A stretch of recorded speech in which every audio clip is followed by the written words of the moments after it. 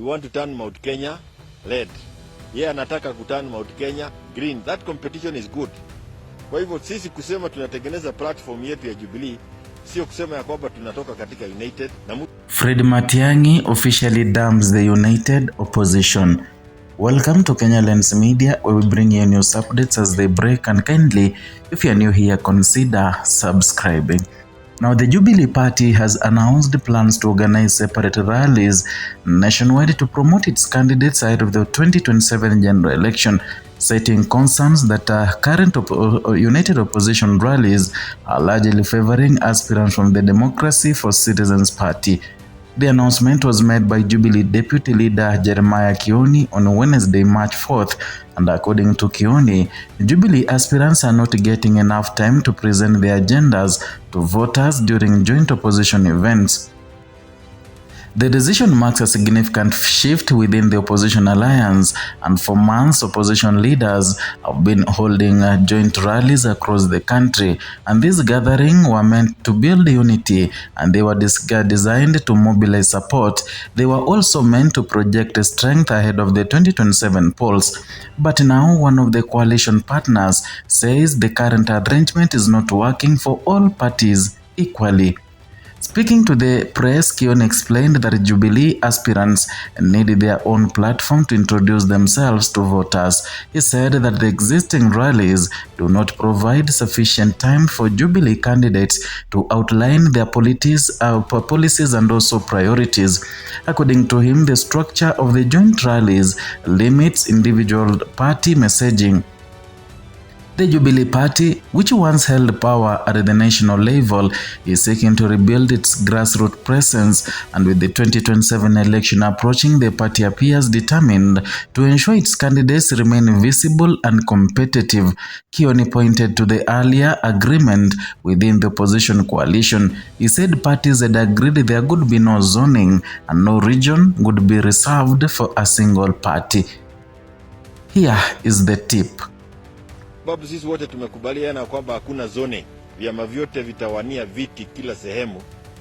Ni vizuri kila chama basi, na hasa sisi wana Jubilee tufikirie vile sisi wana Jubilee ambao tunatafuta viti, vile tutatafuta viti, na tumekubaliana kama aspirants tutengeneze forum, tuanze kutembea.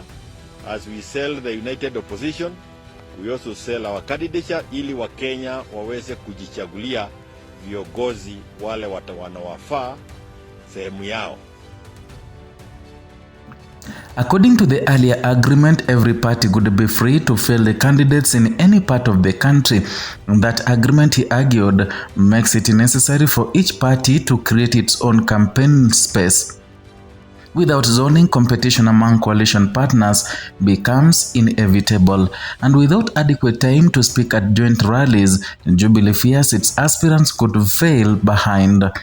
Kioni also raised the concerns that the united opposition platform appears to support candidates from the Democracy for Citizens Party more prominently, and the Democracy for Citizens Party, or DCP, has been active in opposition mobilization efforts. Its candidates have featured prominently in recent rallies, and Jubilee now says that the dynamic could disadvantage its own hopefuls. The concern is not about opposing the broader alliance. Instead, Jubilee insists it still supports the united opposition agenda. But it also wants equal visibility for its aspirants.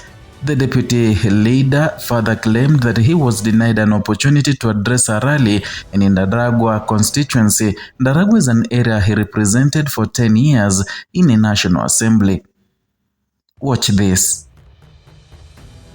Mimi mwenyewe nilinyimwa nafasi ya kusalimia watu ya Ndaragwa, watu ambao nimeongoza zaidi ya miaka 10, na ni watu ambao wenyewe ndio walikuwa nasema mpatieni mic, hatutaki mambo ya aibu dogo kama yale, sababu pia haisaidii principles kuonekana kama watu ambao wamejipanga vizuri. That experience, he suggested, reflects broader challenges within the current rally structure, and the plan to hold parallel rallies does not signal an official split from the opposition alliance. However, it highlights emerging competition within the coalition. And as the 2027 election draws closer, internal dynamics are becoming more visible and political coalitions often face similar pressures. As election approach, parties must balance unity with individual ambition, and each party wants to maintain its identity. Each party wants to strengthen its base, and each aspirant seeks direct connection with the voters. The opposition alliance has been traveling across counties in recent months, and the rallies are focused on national issues. They have addressed governance, economic concerns, and accountability. They have also served as platforms to criticize the current administration led by William Ruto. Yet one major issue remains unresolved.